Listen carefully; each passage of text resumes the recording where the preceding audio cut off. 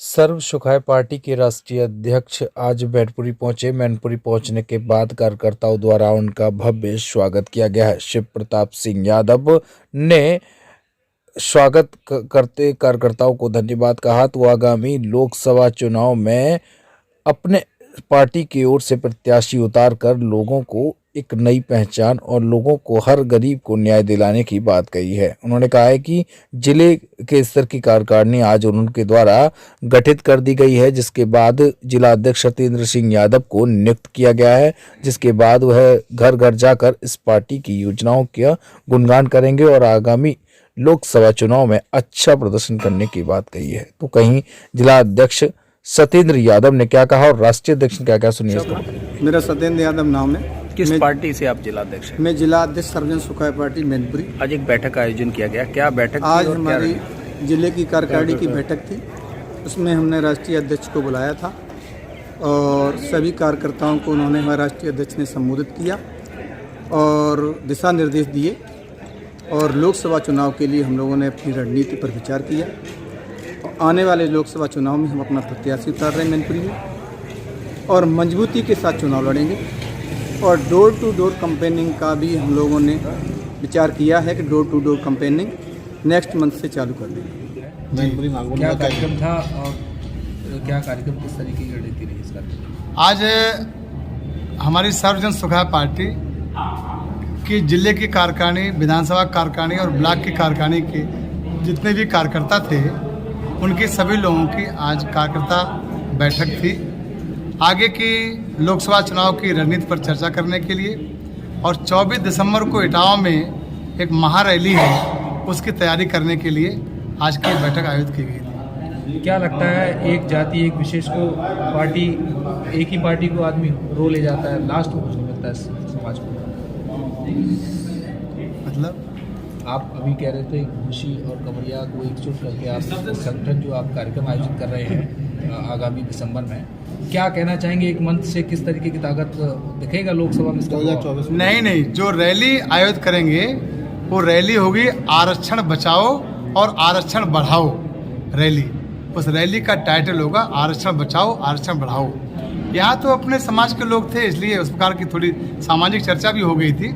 वैसे हमारा उद्देश्य है कि अपने समाज के लोगों को इकट्ठा करके और अपने जैसे हम शोषित, पीड़ित, उपेक्षित, हक वंचित, ठुके पिटे, लुटे हैं, ऐसे और भी समाज की जो दूसरी बिरादरी के लोगों को जिनको हक नहीं मिला है, सम्मान नहीं मिला है और उनको पीड़ा दी गई है अनेकों प्रकार से, उन सबको इकट्ठा करके हम सर्वजन सुखाय पार्टी के साथ जोड़ना चाहते हैं और इस कारवां को आगे बढ़ाना चाहते हैं। स्वामी प्रसाद मौर्य जी ने हिंदू धर्म पर टिप्पणी की है, क्या कहना चाहेंगे? लगातार उनके विवादित बयान आ रहे हैं।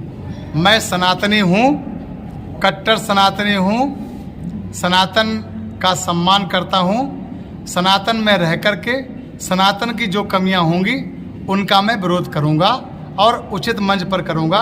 सनातन का अपमान करने जैसा कोई विरोध नहीं करूँगा। उन्होंने कहा है कि कोई 5 या 4 हाथ की देवी नहीं होती हिंदू धर्म में। हम उनके वक्तव्य पर कोई टिप्पणी नहीं करते।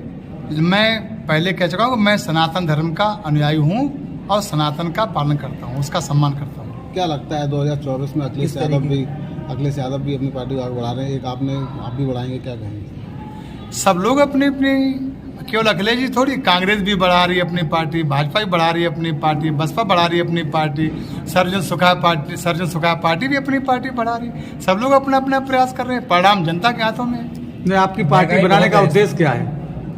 हमारी पार्टी बनाने का उद्देश्य है तमाम हक वंचित, शोषित, पीड़ित, उपेक्षित, ठुके पिटे लोगों की पीड़ा का परिणाम है सर्वजन सुखाय पार्टी।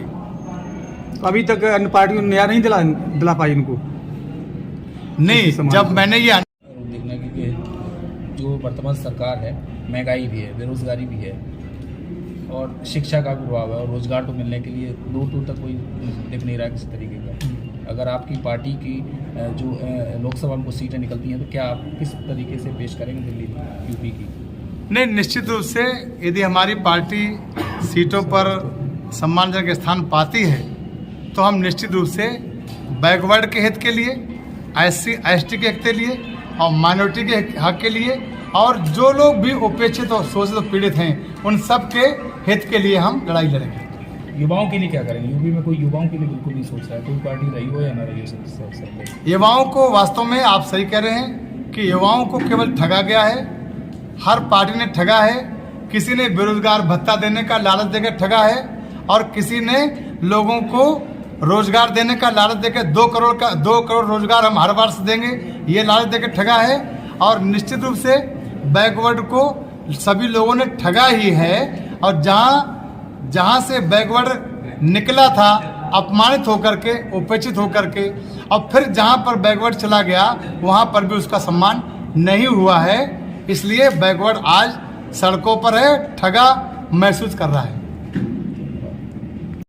उन लोगों ने कभी संविधान नहीं माना जो लोग आज संविधान की बात करते हैं, और जो लोग जाति गणना की बात करते हैं वे भी पूरे 5 साल तक सरकार में रहे हैं, उन्होंने जाति की गणना क्यों नहीं कराई अपने शासनकाल में। और जो लोग आज बैकवर्ड की पीडीए की बात करते हैं, उन्होंने जब उनकी सरकार थी 5 साल की, तब उन्होंने पीडीए को लाभ क्यों नहीं पहुंचाया, तब उन्होंने पीडीए के लिए काम क्यों नहीं किया। ये निश्चित रूप से जितने भी नारे हैं ये चुनावी जुल्मा हैं, ये चुनाव के नारे हैं, ये वास्तविक नारे नहीं हैं। अब लोग उनके झांसे में नहीं आएंगे। अब ना लोग सपा के झांसे में आएंगे, ना लोग भाजपा के झांसे में आएंगे, और ना लोग किसी और झांसे में आएंगे। अब लोग तो सर्वजन सुखाय पार्टी को ही अपनाएंगे। आपकी नज़र में जनगणना होनी चाहिए कि नहीं होनी चाहिए? आपकी नज़र में जातिगत जनगणना होनी चाहिए कि नहीं होनी चाहिए? मेरी नज़र में जातिगत जनगणना होनी चाहिए, लेकिन उससे अधिक आर्थिक आधार पर गणना होनी चाहिए। मेरी नज़र में जातिगत जनगणना के आधार पर जो आरक्षण अभी तक मिले हैं उनसे समाज का भला नहीं हुआ है। 75 वर्षें हो गई एससी समाज को आरक्षण मिले, लेकिन एससी समाज आज भी फ्री का अन्न खा रहा है। 77 से बैकवर्ड को आरक्षण मिला है, आज भी बैकवर्ड जहाँ था वहीं पर खड़ा हुआ है। आर्थिक आधार पर यदि गणना होगी तो निश्चित रूप से सर्व समाज के हर बिरादरी के लोग गरीब हैं, उनका इस 4 वर्णों में आर्थिक आधार को 4 वर्णों में बांटो। जैसे जात के आधार पर 4 वर्णों में बांटा है, वैसे आर्थिक आधार पर 4 वर्णों में बांटिए। एक सबसे गरीब, अति गरीब, एक गरीब, एक मध्यम, एक सबसे अमीर, आप 4 वर्णों में बांट दीजिए। उसके आधार पर इनके उत्थान के लिए काम करिए। निश्चित रूप से लोगों को आमंत्रित पत्र भेज रही है, क्या कहना चाहेंगे कि लोकसभा अच्छा है। रामलला का दर्शन सबको करना चाहिए, और रामलला के दर्शन करने का सौभाग्य प्राप्त हुआ है, अच्छी बात है, इसमें क्या बुराई की बात नहीं। उनका क्या कहना है कि रामलला को हम लाए थे, रामलला उन्हीं के हैं क्या, या अन्य किसी पार्टी के लोग नहीं? रामलला तो सबके हैं, रामलला तो जन जन के हैं। रामलला किसी एक के थोड़ी है, ना एक व्यक्ति के, ना एक पार्टी के हैं। रामलला जन जन के हैं। और अगर रामलला जन जन के नहीं है तो उन्होंने जन जन से चंदा क्यों वसूला था? बोलो भाई। अगर रामलला जन जन के नहीं है तो जन जन से, हर जात से, हर बिरादरी से, हर व्यक्ति से उन्होंने रामलला के मंदिर के निर्माण के लिए चंदा वसूला। अगर उनके ही रामलला होते तो वे अकेले मंदिर बनवा लेते अपना। रामलला सबके हैं, रामलला का किसी पर एकाधिकार नहीं। आपकी पार्टी का सपा पर कितना असर पड़ेगा बनने से? हम अपना प्रयास कर रहे हैं, परिणाम भगवान के हाथों में है। प्रयास कर रहे हैं, और निश्चित रूप से आप जो सोच रहे हो, आप इतना अच्छा परिणाम पड़ेगा, मेरे लिए तो अच्छा होगा, किसी के लिए बुरा होगा। जो लोग कल्पना नहीं करते होंगे कितना अच्छा हो, कितना खराब होगा। अयोध्या के बाद अब मथुरा की बारी है, ऐसा जो राज्य मंत्री हैं उन्होंने कहा है कि कृष्ण भूमि का जो कॉरिडोर बनना, वहाँ की दायरी कॉरिडोर बनना है, उसके लिए सुप्रीम कोर्ट न्यायालय में मंजूरी दे दी है। क्या कहना चाहेंगे कि जिस तरीके का वहाँ मंदिर अभी है, या सरकार अपने उसमें लेने की तैयारी कर रही है? सभी के महापुरुषों का सम्मान होना चाहिए। किसी भी जात और धर्म के महापुरुषों, सभी के महापुरुषों का सम्मान होना चाहिए, लेकिन महापुरुषों के सम्मान के नाम पर अतिवादता नहीं होनी चाहिए। न ही सनातन अनुयायियों को अतिवादता करनी चाहिए, और न ही माइनॉरिटी के लोगों को अतिवादता करनी चाहिए।